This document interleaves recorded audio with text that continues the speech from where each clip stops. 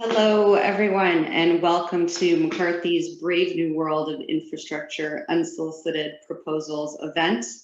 I want to welcome and thank each of you for joining us for this webinar today. We're delighted to see so many of you virtually. For those of you who don't know me, I'm Julie Parla. I'm a partner with McCarthy Tétrault in our Toronto office, and I'm the head of our litigation projects group.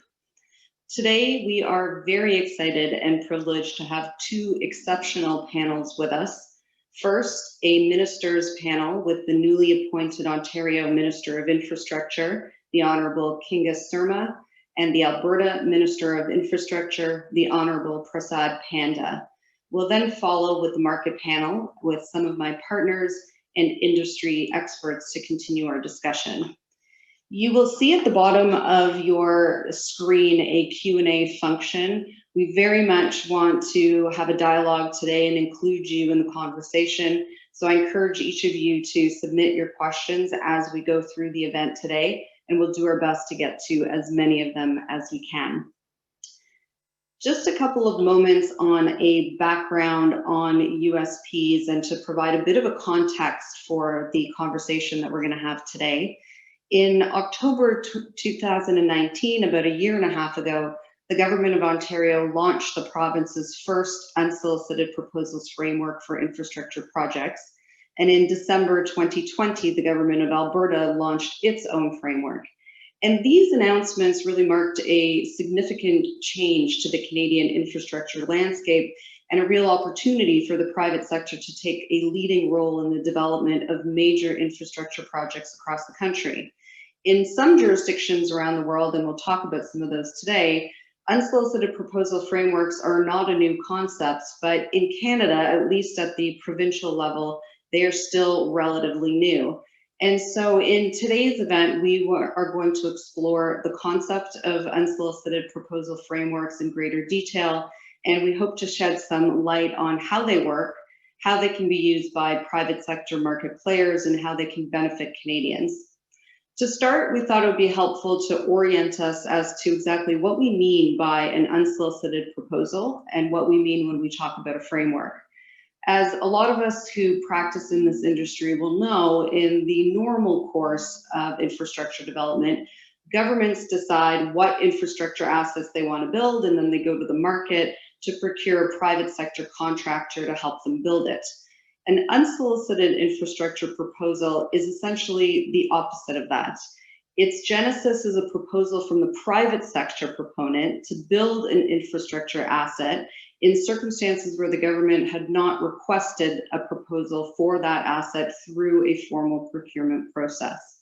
And when we talk about a framework for unsolicited proposals, we're talking about government policies and procedures that allow such proposals to be received, evaluated, and if ultimately selected, to proceed to an appropriate procurement process. So with that in mind, I'd like to now turn to the first of today's panels. It's my pleasure to introduce you to our panelists. We have with us today the Honourable Kinga Surma, who is the Minister of Infrastructure and MPP for Etobicoke Centre. Minister Surma was previously the Associate Minister of Transportation. Her mandate concentrated on working with partners to build a better, modern, and more integrated transit network.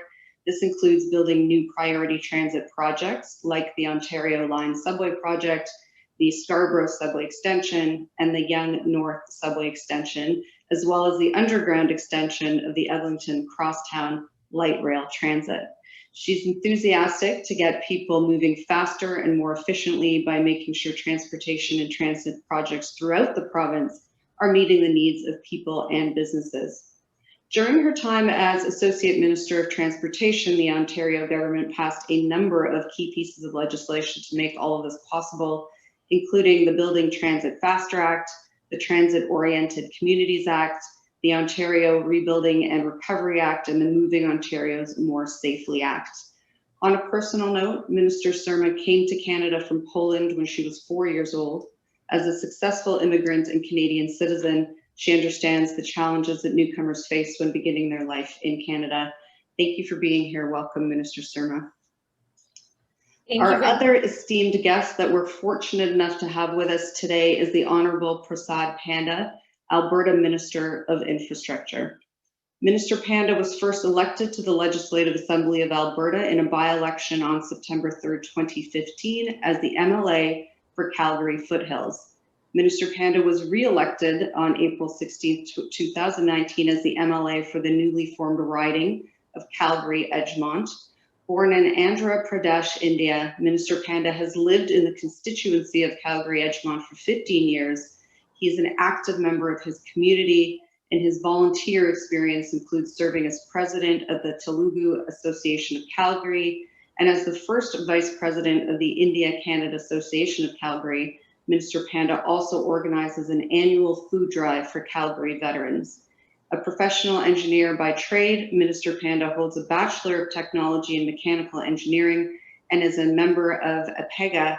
He previously worked in the energy sector for 28 years, during which time he held senior management positions with Reliance Industries and Suncor Energy. Minister Panda was a key member of the project management teams that built world-scale projects worth over $100 billion, including petroleum, petrochemical, power, pipelines, and marine infrastructure and oil sands development projects. Welcome, Minister Panda. Thank you as well for being here with us today. Before we get started in earnest, I wanted to remind our audience that today is only Minister Surma's 6th day as the new Ontario Minister of Infrastructure. Right into the thick of things, thank you so much again for being here with us. I thought I would just start by asking you, Minister Surma, how the transition to this new role has been for you so far. Well, thank you very much for having me and for welcoming me with open arms. And you counted 6, more like 3 for me. Friday was a very hectic day with the swearing-in ceremony and the community celebrating together. The transition is going well, and you're probably wondering what I'm doing with this background and dressed in this way, but I am actually on a construction site this morning with the Premier and the Minister of Transportation. And so we will be updating the public on some work that we're doing in the east end of the city. But it's going very, very well, and I'm looking forward to continuing to work with Minister Mulrooney and now the new Associate Minister, Stancho.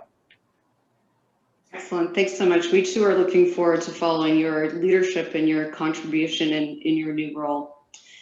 Let us turn to the event topic, if we may. And the first question that I have for the two of you is, each of your governments have introduced an unsolicited proposals framework recently in the last couple of years. And as I had referred to in my opening remarks, this is a relatively new concept for the Canadian provinces. Could you tell us a bit about the goals that your respective governments are seeking to achieve and how you envision them helping in your provinces? Minister Panda, maybe we can start with you. Sure, thank you. Can you hear me okay? Perfect, thanks so much. Yeah, good afternoon, everyone. I believe some people have joined from overseas as well. It may be an evening, afternoon, morning. Anyway, good day, everyone. Today, it's my honor to join the panel along with the newly minted Minister of Ontario Infrastructure, young and bright Kinga Surma, and I wish her the very best in her new role. And I also want to thank McCarthy team and thank you for that kind introduction, Julie. I appreciated you and Brad reaching out to our office, but I'm here to highlight the work Alberta Infrastructure is doing. As you know, Alberta was adversely impacted due to the pandemic and also due to the global recession, and also the lowest oil prices in the world, and also due to somewhat lack of export market infrastructure in Canada. So Alberta introduced P3 to attract private investments to build public infrastructure and create local jobs. And and create economic recovery and growth. So that we started with alternate financing methods, including P3s. And then, P3s normally go through a budget capital planning process. We thought if some of the creative, innovative ideas that gets dropped out of this capital planning process, formal process. So our government thought we should introduce a framework and guidelines for unsolicited proposals. For example, if any smaller communities, if they needed if they identify a gap in local infrastructure, and if they bring an innovative, creative idea together with a private partner, our government has a process to actually receive and approve those proposals. So we put that through that process. I thought I'll have an opening remarks, so I had some process, but we went straight into Q&A, so that's why I'm just I'm just answering you. I think those 5 steps we use to encourage USPs is the first stage is submission stage of the framework, where the government will receive the submissions from the proponents. And the second stage is the evaluation. The government will assess those received proposals, whether they'll meet with USP criteria identified in the framework or not. And then in the third stage, the proponent is required to pay 20,000 Canadian dollars as a refundable review fee when they proceed to stage 3 project development. And in stage 4, the proponent actually develops studies, technical and design requirements. That's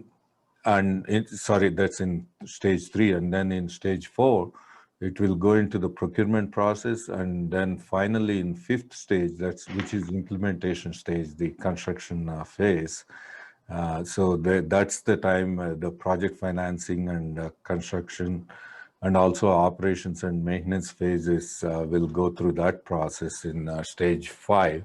So the reason of doing all this is to, as I said, every government at all levels of governments in Canada, whether it is federal, provincial, or municipal, they're all facing economic challenges during the global pandemic time. So we thought attracting private capital to build public infrastructure and create jobs is a good idea. And also we are looking at, in regular traditional procurement like design, bid, build, and design, bid, and in that traditional procurement, capital maintenance and renewal is not included. That's one of the gaps our commission that our government appointed when we took office, McKinnon panel, they recommended that we also focus on capital maintenance and renewal projects, because if you don't maintain the assets we own, then the infrastructure, the replacement cost for those infrastructure assets is huge. So we are looking at actually applying P3 to that too. Recently in Calgary for Deerfoot, which is the main artery of our city of Calgary, on Deerfoot Trail, we announced an expansion project that is going to be put through. It's mainly expansion and maintenance of the existing infrastructure. We are looking at P3s. So P3s combined with the unsolicited P3s will provide an opportunity for your audience to submit proposals through that process, which gives them actually transparency, predictability, and certainty. So it's a long-winded answer, but that's the entire purpose. It's all part of Alberta's recovery plan. we announced $20.7 billion infrastructure spending for the next 3 years, on the top of $10 billion unprecedented investment we announced last year in 2020. During the pandemic, we thought that infrastructure investment will provide much required stimulus during these tough times. That's what Alberta is doing. That's great. That's I think, terrific foundation that we can use to have a bit more of a granular discussion as we go through our conversation today. Mr. Surma, Mr. Panda was referring to a lot of the economic goals and filling some gaps that have been identified with some innovative ideas from the private sector. What are your views in terms of goals shared or otherwise from the Ontario perspective? Well, thank you very much for the question, and it's very nice to see Minister Panda here. I am certainly looking forward to working with you in the upcoming months. When we were elected 3 years ago today, a big priority for our Premier Ford, was to really create an environment where businesses can flourish, where Ontario could prosper economically. And so one of the lines that he used very frequently was open for business. He wanted to engage with the private sector, he wanted to collaborate, and he wanted a mechanism for innovative ideas to channel through into the government. And so when we were in office, we quickly realized that there was no real way for that to happen. I know that many people throughout the years have offered ideas to various different ministries, but there was no way to monitor that and track it and to bring it up to the attention and make sure that each new idea was evaluated properly. And so, although this isn't new, the province of Ontario did initiate this in 2019. We wanted a front door for new ideas so that the private sector can feel welcome to propose their ideas. And then we can have a mechanism to assess them properly, look at whether it's a proper business case, and work with the ministry lead on that certain idea. And so, as you know, COVID has been our priority over the last year and a half, and certainly the health and safety of Ontarians continues to be our priority. We are seeing brighter days, and we are very, very cautiously reopening slowly. But I believe this tool will give the private sector even a greater opportunity to work with government, to engage, to propose their ideas, to allow us to evaluate them so that we can work together to really refuel our economy and get it moving again and really bring Ontario back to prosperity. So although this initiative did start in 2019, I am very happy to speak about it today because I think it's certainly much more relevant today. Given the hardships that we've all faced across the country. Absolutely. Let me ask you a follow-up question. I think I really liked the way that you articulated that as a channel for innovation and new ideas, particularly in the new world that we're living in. Is there any particular kind of project that is of interest, a spotlight for the government, if you will, under the USP framework? Well, certainly our priority continues to be health and safety. And so we are working very, very hard to keep people safe, to really increase our hospital capacities and build more long-term care. So that is a very big priority for our government at the moment. We want to do this to, make sure people are taken care of today, but also to ensure that we are in a better position should we face something similar in the future. But in saying that, there are clear priorities that we've had since the very beginning, and I can speak to this in my previous role as the Associate Minister of Transportation for the Greater Toronto Area. Public transportation is of great interest to us, transportation infrastructure in general, housing, for example. And so I just encourage the private sector to put their ideas forward and give us an opportunity to review them and be a partner in Ontario's economic recovery. That's terrific. Minister Panda, how about from your perspective in terms of Alberta's priorities? What is of particular interest in your project under the USP framework? So our USP framework will provide opportunity for proponents, prospective proponents, any creative ideas, whether it is health or education or transportation, any sector. But our main aim is to bring out the creativity and innovative ideas forward, which normally doesn't fit in our regular procurement, traditional procurement process. So it's mainly to, as I said, to bring out creativity and innovation. And as Minister Sharma said, we also have a focus on protecting lives and livelihoods. That's what we did last 1 year. But right now, our government received some proposals for unsolicited P3s, mainly in health, housing, and education and other social infrastructures. But we won't stop there. We also would encourage and entertain economic development projects as well. Excellent. So I can't believe how quickly the time is going. I want to make sure that we leave some time for questions, and just a reminder to our audience that they can use that Q&A function to ask questions specifically. Minister Panda, you referred to some proposals that you have already received.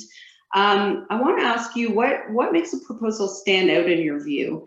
For the folks in our audience who might be thinking about making a submission, when something lands on your desk, what puts it in the category of the government giving it serious consideration and standing out from the rest?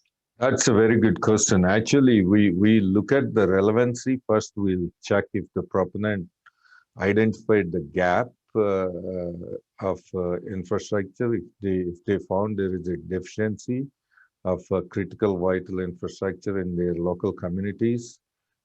So we'll check that. If the gap is real, then we'll definitely start paying attention to those type of proposals. And then second, whether it will, we are also looking at transformative projects, if they can actually bring creativity and innovation in the local communities, and also bring the project costs lower, and if they can build it faster. We look at all those, and also whether they align with our government's overall priorities, like economic development, jobs, and also in case of social infrastructure like health and education, for example, safety. So that we apply all those factors, and whether it is good for the local economy, create well-paying jobs during construction and also later on in operations. Those are the things we look at as basic guidelines for receiving and evaluating. But we don't want to leave any idea. We don't want to leave it on the table. We don't want those smaller communities with great ideas, with private capital. We don't want them to be left behind through the formal budget capital planning process or formal P3 process. That's why this USP, anybody can approach the government. It doesn't need to come through the local MLA or mayor or member of parliament. It can be not-for-profit organizations, the community leaders, the indigenous organizations. Anybody can use this process. Thank you. Minister Sharma, how about from your perspective, is there any advice that you can give to our audience about what will make their proposal stand out? I think Minister Panda spoke very well in terms of ensuring it aligns with government priorities, that it is of great public interest, that it's value to the taxpayer, certainly that it has a great business case behind it, that it's commercially and financially feasible, that some work has been done, that the idea has been developed to some degree. but certainly to address gaps in the system and anything that pertains to infrastructure asset. But I think Minister Panda spoke very, very well on that subject. Great. I'm going to put you on the spot, appreciating there may be confidentiality parameters around what you can or cannot disclose, but do you know yet if there's any particular really innovative proposals that have come by that have grabbed your attention? Just an example that might solidify some of the good advice that we're hearing. Yeah, I can. Go ahead. No, please, sir, go ahead. All right. So Alberta released our framework, as you noted, Julie, in December 2020. And I'm very encouraged with the response. I'm really excited. Our P3 Secretariat under infrastructure is working with all the partner ministries very collaboratively to evaluate each and every proposal very thoroughly. And right now we are in discussion with 22 entities that approach Government of Alberta through our USP process. And I want to thank all those 22 proponents for their diligent work. And you rightly said that there is a level of confidentiality I had to respect, but we have received 6 formal proposals out of those 22 potential proponents, which are under evaluation, and we'll follow that disclosure process prescribed in our framework, and you will know through that process very soon which are those 6 projects. That's great. And I know there was excitement in answering that one. Minister Surma, over to you. Well, thank you very much. I do believe that it has been well received by the industry and by the private sector, and certainly our colleagues. There are many colleagues in our caucus that really want to innovate and really want to progress our government. Since its inception in 2019, there are approximately 30 proposals that are making their way through the various segments of the USP process. And so some are in early stages, some are being evaluated in more detail, but I believe the response has been very positive. Terrific. So I see that we do have some questions coming in from the audience, and with just a couple minutes left to go, let me turn to those. The first question that we have is, how is procurement undertaken to ensure transparency, value for money, and fairness in the context of the USPs? Minister Panda, maybe we'll start with you. Excellent. That's a very good question, because we had to respect taxpayer dollars when they are sponsoring public infrastructure projects. We had to evaluate each project in a very transparent way and determine whether there is value for money or not. So we have a very rigorous process. And also, we are bound by, when you say procurement process, we all levels of government in Canada, to some extent, are governed by the trade agreements we did. So in public procurement, as much as I want, I can't limit it by invitation only. It has, we had to go through the public tendering process. So that itself provides greater transparency. And unlike in some third world countries, in Canada, politicians like me and Minister Sarma, we are nowhere close to evaluation. So it's all done by independent professionals. Particularly, I'm very proud of Alberta infrastructure team. Very competent team. I was very impressed coming from a private sector background. I was very pleased with the professionalism brought into, brought in by the team in my department and my team. So that itself, I'm very convinced they do a thorough job, professional job. And then when they evaluate, they also give an opportunity for unsuccessful bidders. They do a debriefing at their request, to encourage them where there were shortfalls, so next time they can submit a better bid.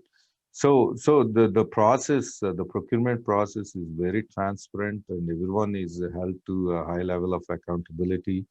So it will be fair. So even if they miss out through the formal process, now this unsolicited P3 framework, it's accessible to every proponent. In a particular jurisdiction, if they are unsuccessful using this P3, if it is a good idea, the other regional jurisdictions may like to use that opportunity in their local communities. So it's Lots not of me rigor saying, to the. I know it's not me saying trust me. It's a very open, transparent, fair process. So. Thank you for that. Minister Surma, we're slightly over time. I know that you have other commitments as well. Any final comments and words from you on this issue? Yes, one of the reasons why our government did this was to be transparent. That's why we created the front door. But also to send a signal to Ontarians, to companies that we are looking to engage and we want to innovate and hear ideas. But I do have to get going. And again, I sincerely apologize. I am in a trailer, believe it or not, at a construction site, but I'm very much excited about my new role. And I look forward to working with everyone watching, participating today in the very near future. So thank you all for having me. And I look forward to seeing you all very soon. Thank you both. We very much appreciate you making the time. The best part about the virtual world is we can have this discussion while you are in your trailer and Minister Panda is in Alberta. But thank you both for carving out some time to launch our discussion today. We very much appreciate it. And we hope to see more in this space from the two of your governments moving forward. Thank you for that. Thank you. Have a great rest of the evening. Thank you. Likewise to you both. See you later, Athena. Bye. For our audience members, we have put on the screen for you the URLs to the portals both in Ontario and Alberta. That will provide you with information around those two provinces' frameworks and also the platform through which you can make any submissions. So if we've inspired you today, that's the next place that you would go in order to take advantage of the programs in both Ontario and Alberta. We're going to turn now to our market panel, and I'd like to start by introducing our panelists to you today. First, we have Kathy Samuel. Kathy is a partner in McCarthy Tétrault's business law and technology groups based in Calgary. She's also head of our national procurement group. Kathy's practice focuses on complex commercial transactions, including procurement and supply chain, strategic projects, mergers and acquisitions, and IT and outsourcing transactions. Kathy has worked on end-to-end procurement projects in Alberta and BC, advising on procurement strategies, structuring and compliance matters, post-contract management, and negotiating definitive agreements for both public and private sector clients. And I have been told she is thrilled that Alberta now has a USP framework. Welcome, Kathy. Next on our panel is Lauren Green. Lauren is Senior Vice President, Asset Development at Kiewit Development Company. Lauren's responsibilities include origination, project development and finance, and asset management for Kiewit's investment and alternative procurement pursuits across North America in both the infrastructure and energy markets. Lauren has extensive project finance and development experience in P3 project finance and alternative procurements in the United States and Canada, gained over the past 14 years from structuring, bidding, and closing a variety of complex civil infrastructure and social buildings P3 transactions, as well as secondary market M&A transactions for existing assets. He started his infrastructure career at Infrastructure Ontario and brings an understanding of owner considerations and concerns to pragmatically help solve infrastructure needs using innovative contract models, Lauren holds an MBA in Finance and Policy from the Schulich School of Business and an Honors Bachelor of Business from Wilfrid Laurier University. Thank you so much for being here today, Lauren. Next on our panel is Brad Nickpon, a partner in McCarthy Tétrault's Real Property and Planning Group in Toronto. Brad's practice focuses on infrastructure construction, energy project development, and public-private partnerships. While working in Toronto, Brad has advised on numerous public infrastructure projects, including 7 Infrastructure Ontario P3 projects. And he came to us from London, UK previously, where he advised and led complex infrastructure transactions around the world, including Asia, the Middle East, the UK, Europe, and North America. And in between those 2 stints, Brad has also held senior government roles in the infrastructure space, including serving as Director of Policy to 2 Ontario Ministers of Infrastructure. And in that capacity, he advised the Minister, the Office of the Premier, and other senior government decision makers on all major infrastructure matters, including the development and launch of Ontario's Unsolicited Proposals Frameworks that we'll be talking some more about today.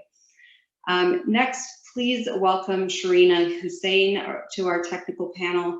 Sharina is a leading global infrastructure academic and the academic director of a G7 initiative, the Sustainable Infrastructure Fellowship Program, which is a first of its kind investor-led program that's designed to train senior government professionals from emerging economies on how to develop and finance sustainable infrastructure projects using different sources of non-government private capital.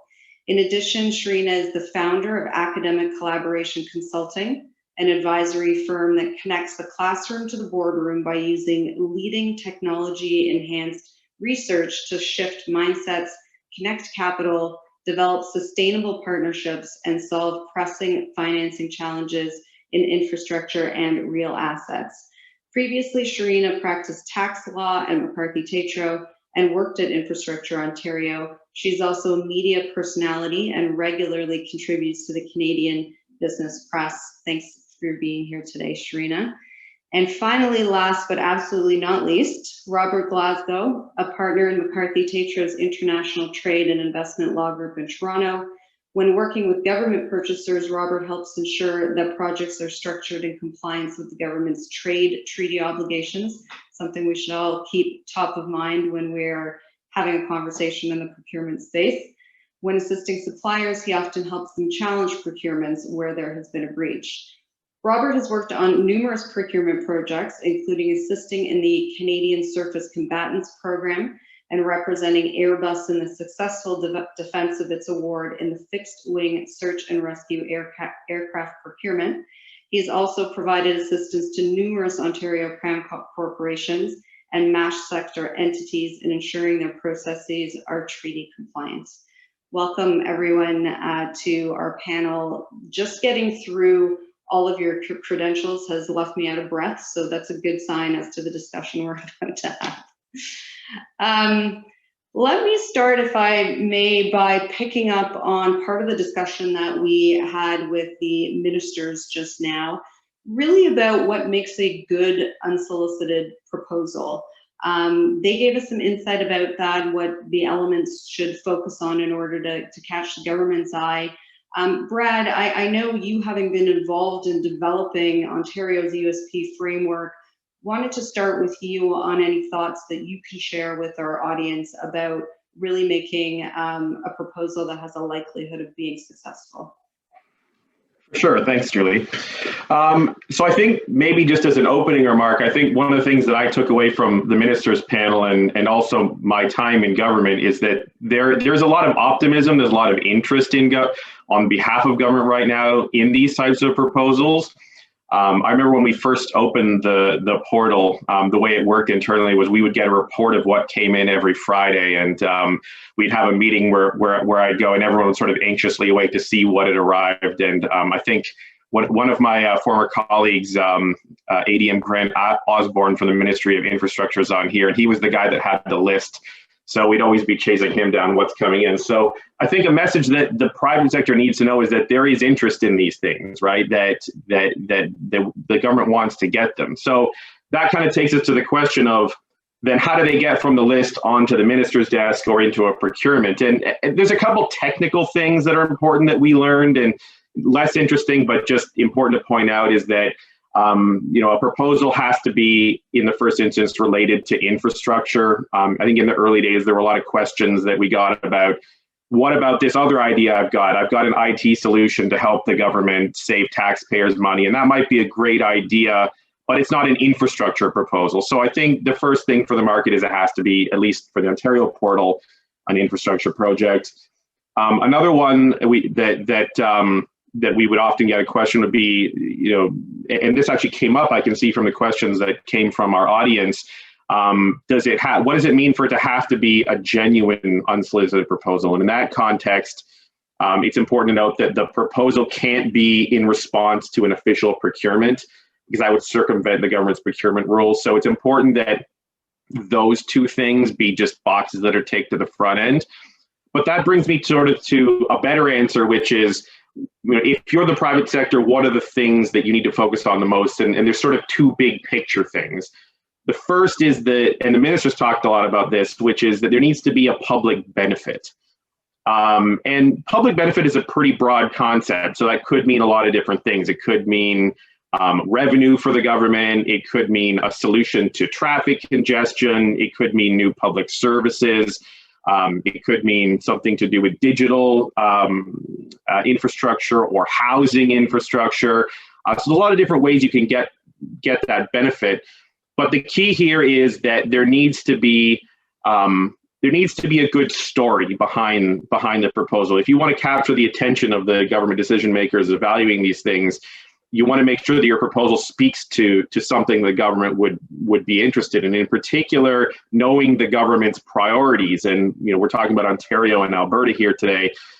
Both have slightly different priorities. So if you were pitching a proposal to Ontario versus Alberta, it would do well to note some of the things that the ministers actually said on the call about where their government's priorities lie. And then the second big thing is business case. And I know that seems obvious, but it would be the case often, thinking back to my time in government, we'd get proposals and they sounded really good, but then when you scratch beneath the surface a little bit, then maybe there wasn't as much substance or as much thought there. And it's worth knowing that the government will check these things, right? That, if you submit a proposal where you've assumed that the cost of timber is X or the cost of concrete is Y, the government's going to check those things. So always just make sure that you've done your homework when you put a proposal in. And I know, at least in the Ontario context, the initial step one doesn't allow much space for a detailed business case, but at least find a way to show that you've really thought through those things. So, just to wrap up, sorry, that's a bit of a long answer, but business case and public benefit, messaging on those two things are probably the two most important things I could flag. Great, thanks for that, Brad. Kathy, any other or different perspective looking at it from Alberta, or just from your own experience in dealing with USPs? Well, I have no experience dealing with USPs yet.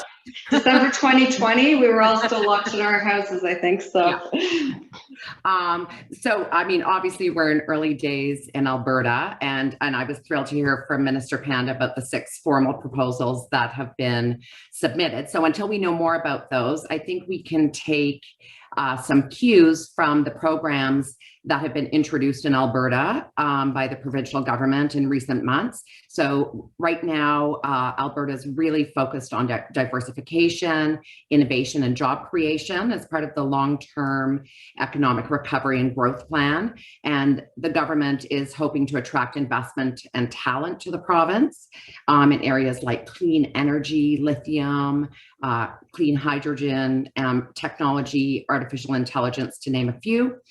And we've also had a few announcements recently with head offices coming to Alberta. So emphasis are two that I'm thinking about very recently.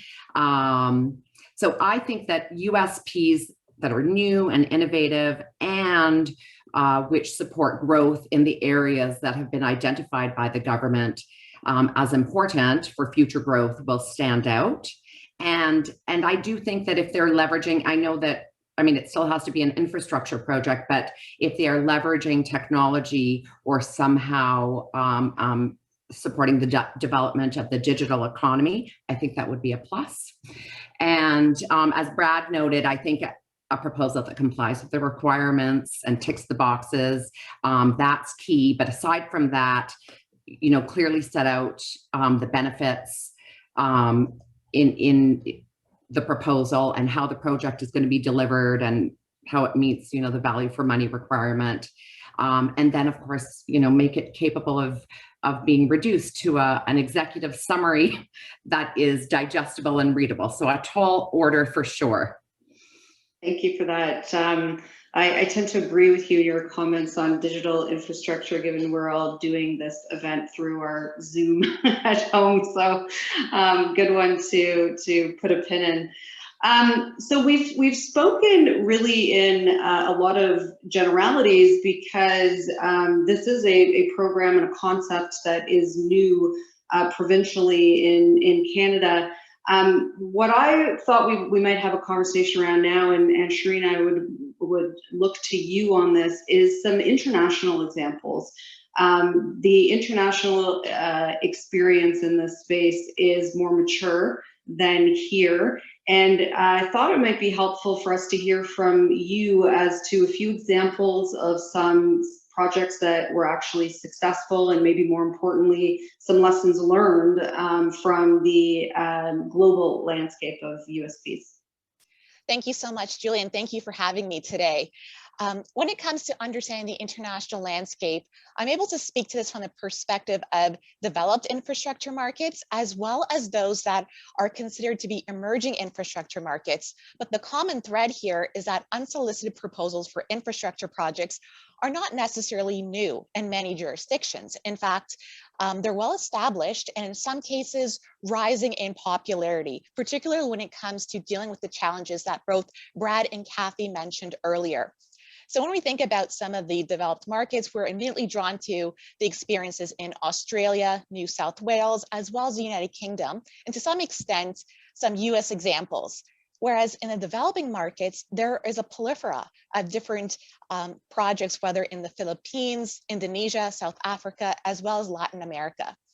And we look at those experiences, in which case we can identify several successes as well as high profile failures. And the type of work that I do both as an academic as well as an advisor to governments all around the world and different private sector proponents is looking at what can we learn from those experiences and try not to replicate.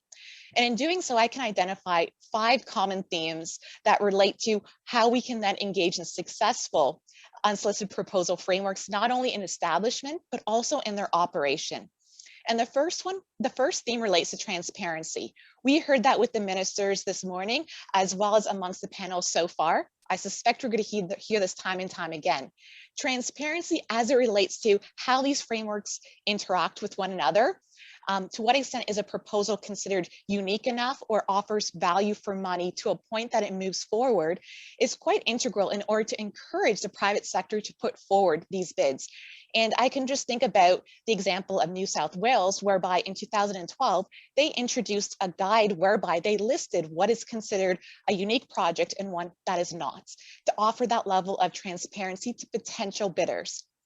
As well, there's the need to offer transparency as it relates to how governments engage in diligence, as it relates to how they then review the unsolicited proposal in accordance with the key values that we heard earlier today. The second key element, or key theme, relates to streamlining the process as well as being cost efficient. And this is some of the challenges we've seen in places like Australia, whereby being able to have a speedy turnaround vis-a-vis introducing a proposal and knowing whether or not it has been accepted or not is a key driver in order to encourage greater uptake in the unsolicited proposal frameworks. Related to that relates to consistency and certainty to non-government participants, knowing with more clarity how their proposals will be reviewed, whether it's through secondary analysis that will be engaged in, as well as knowing whether or not that proposal will then be subject to some form of modified public procurement processes. In what instances will elements such as intellectual property rights be respected, as well as this element of fairness, whether or not that proponent will be subject to what they consider to be a fair rate of return. And related to that, engages with a key principle that we've seen in some successful and unsuccessful proposals, particularly in developed markets, and that's in the notion that unsolicited proposal frameworks are not a substitute for competitive procurement processes. Rather, they complement in order to generate those innovation as well as more broader public sector objectives that are being articulated by governments. And being able to identify then what would be the competitive processes that such proposal will be engaged in is quite important in order to then encourage a robust market. And this is where we can look to some of the emerging markets whereby they've tried to craft the right balance between soliciting quite a lot of innovative proposals from the private sector, but also in a way that ensures that affordability and value for money could then be recognized. And there are new forms of reward systems that are introduced to facilitate that balance, such as things like a Swiss challenge, which we see in the Philippines.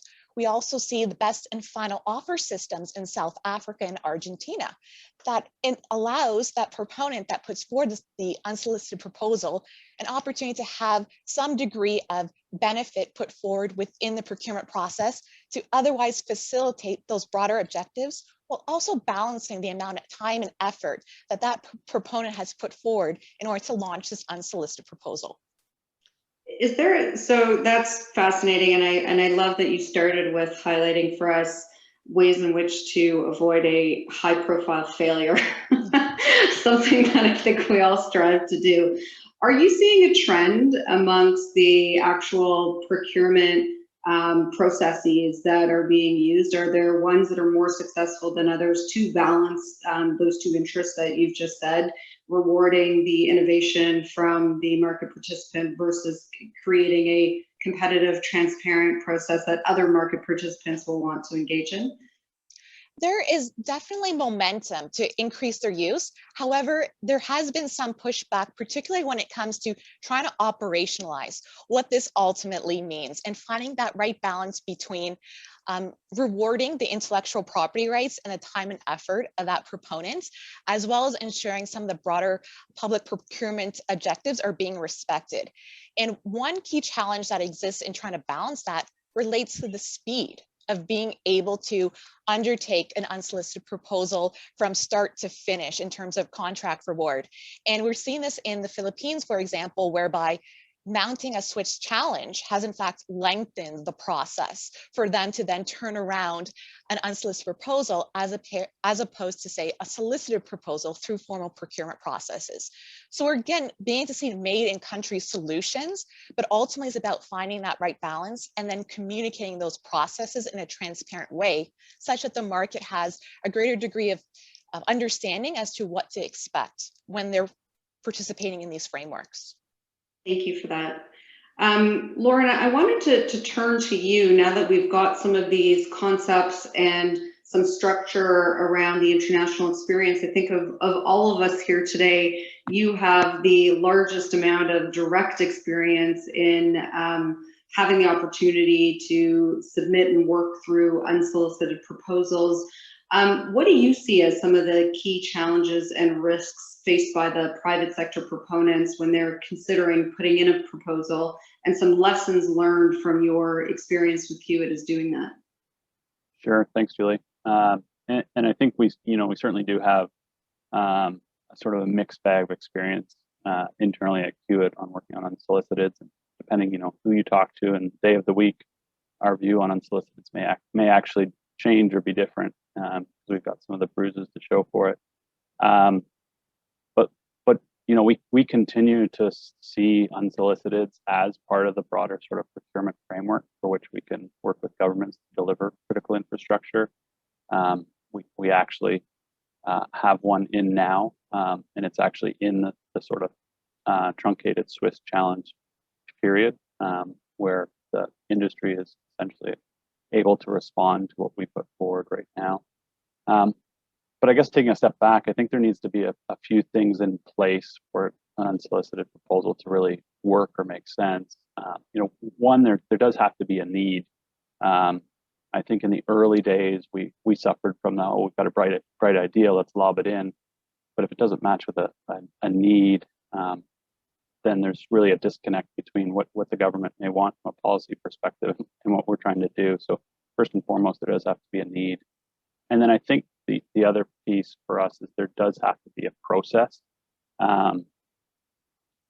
So does the owner that we're interested in submitting something to, whether it's a city or state DOT or Ministry of Transportation or Infrastructure, do they have a framework, and what does that framework say? And some of the key components for us are a stepped process or a graduated process, where the first submission is often a conceptual submission and takes a fair bit of work, but it's not months and months of design effort or anything like that. Then that's followed by a more detailed step where we now have sort of an initial acknowledgement from a government partner that yes, this is something they'd like to receive, and from there we can make a determination. Okay, is it worth going and spending significant time and resources to develop this? Because I think as we sit here today, we look out and we see phenomenal infrastructure work pipelines, both here in Canada, but also in the US. The Ontario Transit Program alone is one of the biggest transit pipelines in the world. So we want to make sure we're using our resources in the right places. So the Ontario process does have that two-step, and I think that's critically important to be able to sort of test and get a first read of whether there's interest from government in receiving something more detailed. I think there's also, I think, probably the biggest disconnect between maybe what private sector and public sector is on the point of what's it going to lead to? Is it going to lead to a sort of negotiated project for one party? That's hard for governments to do in sort of the world we live in, where transparency is paramount. The concept of fair and transparent procurement processes are paramount. So it's really balancing, the good ideas of private sector with the fact that public owners do still need to run some type of process, and whether that is a sort of a Swiss challenge where people have a amount of time to respond to a proposal and provide an alternative way to deliver those outcomes, or does it kickstart a full procurement? And I think where we've seen success, and certainly one of the ones where it essentially started a full procurement was the Fast Tracks LRT expansion along I-225 in Denver, which we built. It started as an unsolicited, but we did not build it because of a negotiated sole source deal. We submitted it, that then kicked off a procurement, which we subsequently won. We've been on the other side where we submitted the unsoliciteds and did not then win the procurement. So I think it can go both ways, but they have a place, and I think certainly in the US we've seen them play a key role in delivering critical infrastructure. I-225 I mentioned, but I-495, which Fluor built, which is going back sort of 20 years now, but it really was, rather than widening a highway, which would have resulted in expropriation of over 300 homes, their approach was managed lanes to deliver the same outcomes for the client. So I do think they have a place, but there needs to be a need. We need to know that our government partner wants to receive it, and then we want to see that there is a process to help move it along, or else I think things can just get lobbed in and sort of sit nowhere, and I don't think that's good for anybody. Right. So that's super interesting, and I very much appreciate you giving us some real world examples. Was there anything that you would say, like looking at it now that you've gone through the experiences of having ones that were successful and you get selected and other ones that were unsuccessful? Is there a telltale sign? Was there any hallmarks that made it successful in one instance and not successful in another? I think the biggest, and it's probably maybe it's a lesson learned for us internally to look in the mirror, but is making sure that there really is a critical need there that we're solving. That this is not just something we want to build. Like we're contractors and engineers, and we love to build stuff, but we need to make sure we're building the things that our government partners want to build. So I think where we've seen the most success, not just with our own, but across unsolicited that get to a finished project, it's really where there is a need, and that need has been defined by the government. That I find that super helpful, and it's really interesting how that dovetails with what we've heard from the ministers this morning. So I think really excellent advice as to what to keep top of mind. Everyone, I think, has touched on the fact that there is going to be a procurement involved, even if the genesis of an idea comes through a USP via the private sector. Robert, I wanted to speak to you about the connection between these processes and frameworks that we've been discussing, and the fact that there will be some form of a procurement at the end of the day, and how that relates to treaty obligations, something that I think some of us don't immediately turn to, but is obviously another obligation and in a potential place for risks on both the government side and the proponent side. Could you give us some insight as to what those obligations are and any pitfalls and risks that our audience should be aware of in the context of USPs? Yeah, certainly I'm happy to. So Ontario and Alberta and all of Canada is subject. I believe Minister Panda got some of this in one of his responses. I was kind of shaking my fist a bit, saying, stealing my lines. Stealing your thunder. Because the trade agreements bind basically all procurement in Canada at this level. Through the Canadian Free Trade Agreement, the CFTA, the Comprehensive Economic and Trade Agreement with the European Union, the CPTPP, they all have varying levels of exposure for varying levels of government in Ontario, Alberta, and federally. To that extent, these obligations are fairly rigorous, and they're obligations done to ensure that the government gets value for money and gets the best value for the taxpayer. Partly because it's important to always remember when one is making one of these purchases, it's not your money, it's our money. It's everyone's money, and that obligation extends. And you can see some of this reflected in the Ontario framework, and that might be a really good place to see some of this discussion. Because if you look at the Ontario framework itself, one of the key elements when they're looking at the uniqueness of the project and they're looking at whether or not a USP format is usable and is justified in the circumstances, is they dovetail almost directly with the limited tendering exemptions under, for example, the CFTA. And so you're usually dealing with situations like, is there some sort of restrictive IP rights that would prevent anyone else from being able to bid? Is there access to specific land or specific technologies or specific processes that make it impossible or almost impossible for anyone else to offer this particular service?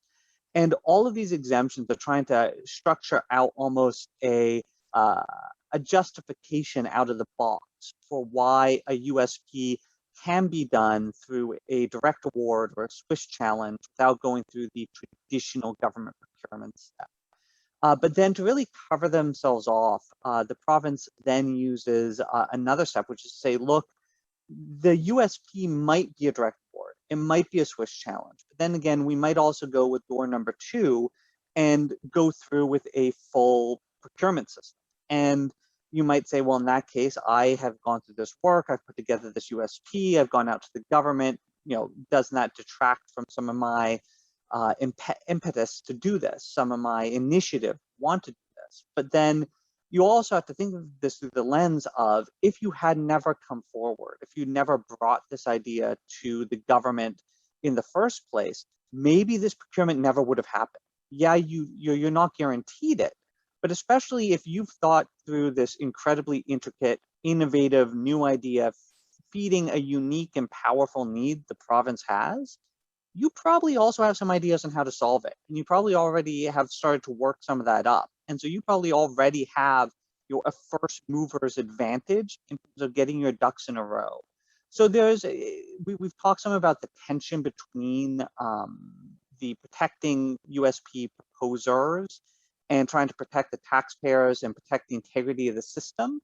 It is kind of self-reinforcing, and some of that is being driven, at least in my view, by the trade agreement obligations to not bias procurements, obligations to go to tender unless you fit under these special exemptions. And these obligations, it's worth noting, touch on just about every type of procurement you can do. I know in Alberta, they are limited, I believe, to P3 projects. And there's some people have colloquially said P3s are exempt from the trade agreements. That's not really true. P3s have special rules and have some exemptions, but they're still covered. But all of this is trying to drive at getting that value for money. And you can see this as well, just as one final plug, in the Canadian Infrastructure Bank. And the Canadian Infrastructure Bank has a unsolicited proposal framework that they use. They're not a purchasing entity, they're not a procuring entity, but they help connect and fund projects with procuring entities. And their framework is actually very well developed and touches on a lot of the very excellent points that Shrina brought up in terms of best practices from overseas, to try to help identify projects early and help marry projects with purchasers in a way that makes the most sense. And so things like that can help navigate this. Thank you for that, Robert. There's a theme that I think we're seeing come out of the conversation today. We've touched on it through your remarks just now, Robert. I think Sharina, you too had talked about the different kinds of models, and Lauren, your comments about really evaluating whether it's worth it from the private sector side as to is this a project that we want to put the effort and time and cost, frankly, into proposing to the government. I find that tension very interesting, and in particular, Robert, on your comments about ensuring that when you're looking at the end of the process, which will end up in a procurement, that there are certain obligations that still remain, although these things can sit shoulder to shoulder with the USP framework. I wanted to have a bit of a discussion around that tension, and in particular, the unique challenge of selecting the right procurement model and still having the goals of the USP program met, which is incentivizing the private sector to move forward with innovative projects that respond to a need, and yet still allowing other market participants to see the value in participating in the procurement process on the other side, to ensure that you get that competitive tension and the value for money that we've had so many of our speakers refer to today. Kathy, maybe I can start with you and your perspective on what are the key procurement challenges faced by governments, and what models may be potentially used to deliver a project that's submitted as an unsolicited proposal with the view to still achieving the goals that that framework is intended to achieve. Thank you. I mean, USPs definitely pose a challenge with respect to selecting the right model, and all of the panelists have touched on this already. So governments want to encourage private sector to bring forth unique ideas, and then there's that risk that a proprietary idea then is shared more broadly as part of a competitive RFP process. And nobody wants to give away their intellectual property, obviously. But I think the private sector is very aware of that risk, that an idea or like real IP that is submitted in a proposal could become part of a broader competitive procurement. And I think it was just noted, like someone that's bringing forth the proposal, though, likely has a first mover advantage. And I think when you're putting in that initial proposal, you're obviously going to hold back some of the secret sauce. You're not going to put it all in. And Sharina also noted, with respect to international USP references, I think it's incumbent on our Canadian, the federal and provincial governments to support the protection of intellectual property. And so I haven't really talked about models yet, but I will get there. One thing I wanted to mention also was, like, these processes are really, like, they take a long time. And while people want to get to contract award very quickly, like to move through those 5 stages, I mean, will likely take years. You know, it's not 3 months. So I think there's also developments during that time frame that would, you know, and I'm thinking about intellectual property. I don't know why that's my theme today, but it is. Developments in intellectual property and just in methods of delivering a project that will happen during that time frame. So I think there's some protection afforded there. With respect to direct negotiations or sole sourcing, obviously that's an exception under the various treaties, as Robert noted. And while everyone's trying to get to contract as quickly as possible, especially given the significant investment of time and capital, the risk of a challenge or a complaint with respect to any type of sole sourcing decision by a disgruntled competitor is significant and real. And that will obviously potentially derail and delay a project. So any procurement model will obviously need to strike the balance between transparency, fairness, and accountability, and encouraging innovation. So, and I would invite one of our other panelists to speak in more depth, really about challenges of sole sourcing or any of the other procurement models. Right. Lauren, I wonder from your perspective, I think you acknowledge that a negotiated resolution or a sole source is unlikely to happen. Is there a preferred model from your perspective, coming from a private sector lens, as to what works well with the USP?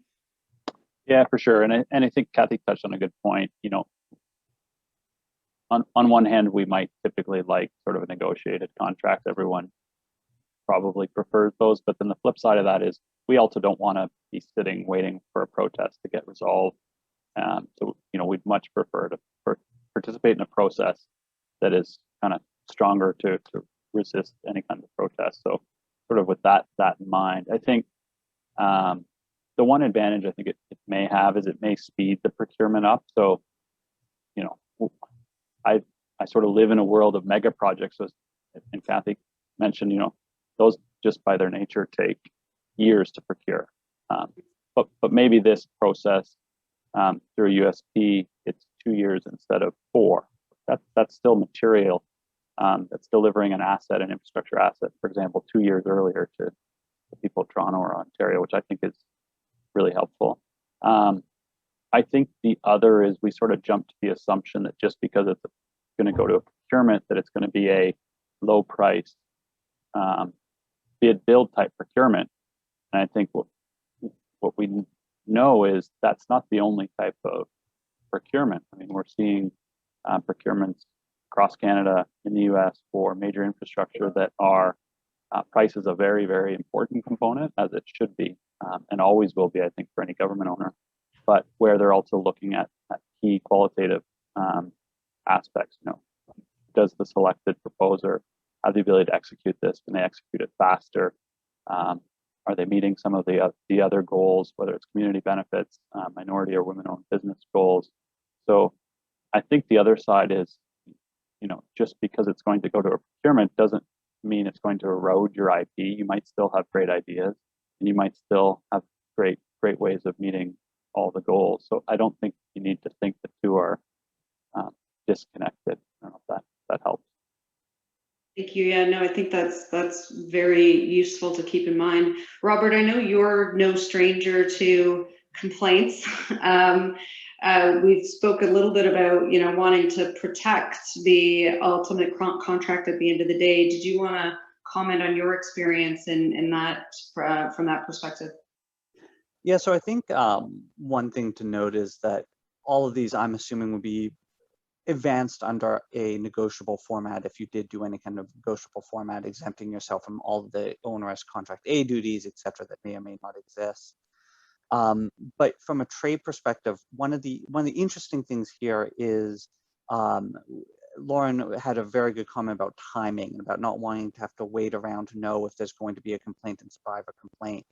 And that's one area where the federal government and also Alberta, BC, Saskatchewan, and the territories have a significant leg up on Ontario, which is they have the bid resolution mechanism that was first founded in WAPADA and then has also been used and incorporated with the CFTA and CETA that enables complaining bidders speedy resolution of complaints at a specific arbitral body that can render a decision very, very quickly. And for example, in the federal government, the standard is about 90 days from date of complaint to resolution. And anyone that's been involved in the Ontario or generally any civil court, even at like a judicial review application, will know 90 days is a blink of an eye. You're not even through the finalization pleading stages.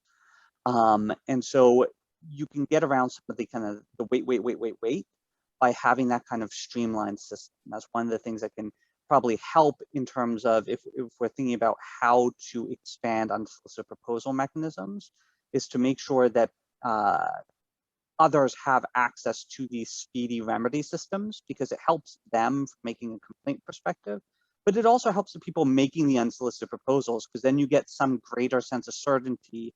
Okay, now we're through this very short limitation window. Now we're through 30, 60, 90 days. Now we can really get going because we're past the kind of risk envelope. Right. Thanks. So that's a good thing to keep in mind. So thanks for that, Robert.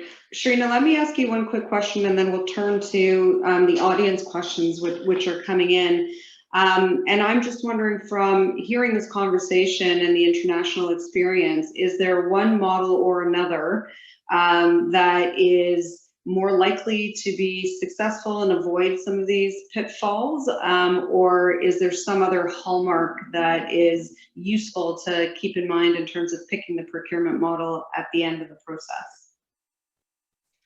I would have to say that there isn't necessarily one model that is more successful versus another.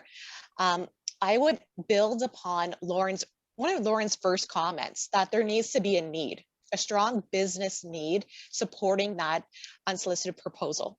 And with that can otherwise help carry not only the procurement processes, but also generating the right social license to operate with that particular project. And if we think about some of the more high profile or visible projects that might be put forward through an unsolicited proposal framework, that's where being able to manage certain tensions that might exist within the public or amongst certain stakeholders really comes down to whether or not there's a strong need that then resonates with the values that the government have put forward within their unsolicited proposal framework. Whether that's in one that's a negotiated solution, best and final offer, a bonus system, or even the Swiss challenge, ultimately that process will yield you a proponent that's putting forward a project that should ultimately support an underlying long-term need for that public sector organization. Understood. Thank you for that. We've got some great questions coming in from the audience. The first one that I wanted to put to the panel is this: do you predict that some categories of projects will just not work through USPs in the Canadian landscape in the long run? For example, projects of a certain level of complexity, risk, or cost that is just too high to leave to USP. And Brad, can I maybe put you on the spot for your views on that question? Yeah, for sure, Julie. So it's a great question. I mean, I do think that, at least thinking about the Ontario approach, that the framework was designed to be very flexible so that it could accommodate small projects or very large or very complex projects. So I definitely wouldn't say that certain projects are too complex for the model, for unsolicited proposals framework, I should say. But there are certain, complexity leads to other challenges as well. And I think we've hit on, and Lauren and Robert both spoke about this as well, timing is one of those things. If you think about a traditional procurement, let's say the government wants to build a road or a hospital or something, I mean, those things could be a decade in the making in terms of planning. So if a USP comes in for something very complicated like a road, it's not that the framework can't handle it, but you'd have to expect that the time frame would be quite long while the government went through all of the checking all the boxes, environmental assessments, all the things that could take a very long time. So I wouldn't say that it rules them out, but there are certain challenges that come with it. And then I think there's kind of a second part of that question too, which is, certain asset types might be better for USPs than other. And I'm curious about what my other fellow panelists think about this as well, because we know that infrastructure is a lot of things, right? So if we look around the world, what are the ones that have worked and one of the ones that haven't? I mean, I think we see a lot of roads. We've seen a lot of particularly tolling projects in the world that have been good candidates for unsolicited proposals, concessions, things where it's a benefit is easily identifiable by the private sector party who's putting the idea forward, that they're motivated to participate. We've seen interesting ones, I think successful ones on ports, maybe ferries, those types of things. I know transit-oriented development has been a big one internationally as well, where the government is building a transit line and the private sector comes forward with an idea for potentially a development that creates jobs or homes or retail opportunities within a station or the proximity to a station. So those are ones that I think would be captured by as well. But there are certain ones that I think probably, coming back to the question, might not be great candidates. I mean, we do a lot of social infrastructure in Ontario. I suspect that a hospital or a school proposal might not be an ideal candidate for the USP portal, since those are things that are planned quite heavily by the provincial governments. But there's still a lot of space out there to come up with interesting proposals. Thanks for that. Sharina, has in your research or experience, do you have any comments on what projects are well suited for the USP framework versus ones that are less likely to succeed? I would have to echo what Brad had mentioned in that category of the economic infrastructure, that those that otherwise have either a direct user fee or you can otherwise identify where the source cash flow would be for the private sector consortium or investor that's backing some of these projects are ultimately well positioned for an unsolicited proposal. And this is also true when we're thinking about brownfield or existing operating assets, as well as greenfield infrastructure assets, those that go through the full-blown development, construction, and then commissioning phase. There's a general preference, at least in some markets, to be drawn towards those brownfield operating assets, because there you have some degree of certainty. And from a private sector's perspective, there's an opportunity to then introduce efficiencies or new ways of operating some of those assets, whereby a concession model may lend itself quite well, and certain government agencies may have not necessarily turned their mind to that program as of yet, but it can then yield a whole host of benefits to them by virtue of then examining different unsolicited proposals that have come their way. Yeah, thanks for that. That reminds me of Minister Panda's comments about some of the ways in looking at upkeep of assets and innovation around that, as opposed to just new infrastructure. So I think that that's a very helpful reminder. One of the other questions that has come in is around protection of IP. So how do you protect the IP of such proposals if they're not retained, but the project is then implemented through a procurement process? So the funny thing with all the wealth of expertise on this panel is none of us is an IP lawyer. But leaving that aside, Kathy, I know you mentioned IP seem to be rattling around in your brain today. Do you have any thoughts about can you protect your IP? Is there things that can be put in place, or what should the expectation be when you're putting forward one of these USP proposals? Well, in Alberta anyway, and I just don't know the answer for Ontario, so someone please confirm. But in Alberta, any proposal that you submit is subject to the Freedom of Information and Protection of Privacy Act. And which means that anything in there, so aside from it going to a full RFP, a public RFP process, for example, anything could be accessed but you have to try and fit within an exception. So anything that's proprietary, we say this is confidential, and you would, like, we tend to put it right on the front of proposals here in the documents, and you identify the sections. Is it the same in Ontario while I'm rattling this off? Yes, okay. I'm nodding at and Brad, you might weigh in as to what the latest is on the framework rules when you're submitting a proposal through the Ontario portal. But my recollection is that the government still has to comply with any freedom of information obligations that they have, and so there are certain parameters that are stated once you submit one of those proposals, they'll be subject to those rules.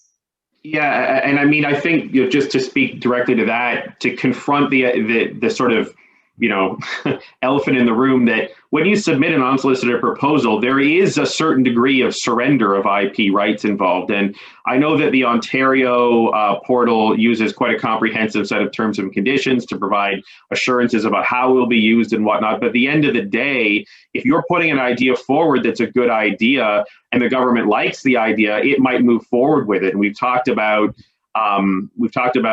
how do you manage rewarding people who brought the idea forward, and that there are very real procurement model and delivery challenges associated with that. And I know that the government put a lot of thought into that, and it's your idea. How do we reward you? How do we incentivize you?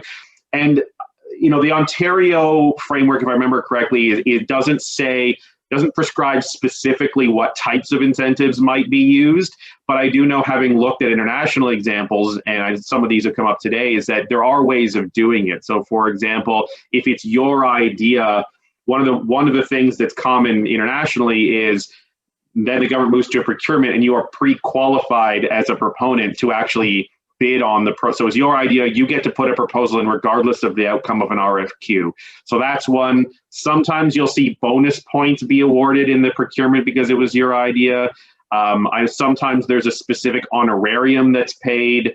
And I think that the Ontario model is a little bit silent on that, because I think that the approach really needs to be, and the government wants to take the view that it will depend on the nature of the proposal. If the proposal is something that really the proponent is in a position to deliver it, maybe pre-qualification is the right incentive. If it was very expensive to produce the proposal, then there could be an honorarium involved. They're non-committal about it, and I think that's for a reason. So. Right. So that's a helpful reminder that some of this will be set out. Either you'll know the answer, or there'll be some tools at your disposal to look at the actual framework, because that will let you know what the government has in mind, or whether they're going to be reserving certain rights later on in the process, but it will be particularized in the framework. Sorry, Kathy, I interrupted. You're about to say something? No, I actually was. Oh, Robert, sorry. Yeah. No, I was just about to say, when Brad starts talking about bonus points or honorariums to particular bidders, my trade guts start kind of wrangling a little bit on how that would go. So one of the things I would say, though, when you're talking about the protection of the IP rights is, well, first, from Super Bowl winning coach Bruce Arians, no risk it, no biscuit. It's sometimes you got to take the chance to put it forward, especially because if you think about it, if you do eventually get a contract, that contract's going to become a public document, and the IP rights underflowing all that's going to get out to a degree, subject to the exemptions under the FIPAs. And I think that the other element of this is that, as Brad said, the best thing you can do is, if you've put it out there, yes, you do risk some of that exposure and others being able to get it. But especially if you think that you really are the only one that can do it, at the end of the day, if they do lean on what you've submitted to form the framework of the RFP or the solicitation they're putting out, you might be the only ones that can do it. You might be the only ones that know how to make things work. And then that helps speed the whole process along. So, yeah. Thank you for that. So that flew by. I don't know if that flew by for everybody else, but we are at our time. I very much wanted to thank the panel today, all of our guests. We really appreciate you taking the time to speak with us and share your experience and your insights with us. We will be closing out the seminar for today, but thank all of you as well for joining us online. Just a quick note that you will see on our McCarthy Tétrault website postings of other events and seminars, so check that out in case that is of interest to all of you. And we're looking forward to connecting with you all again, hopefully next time in person, fingers crossed. Thank you, everyone. Have a great day.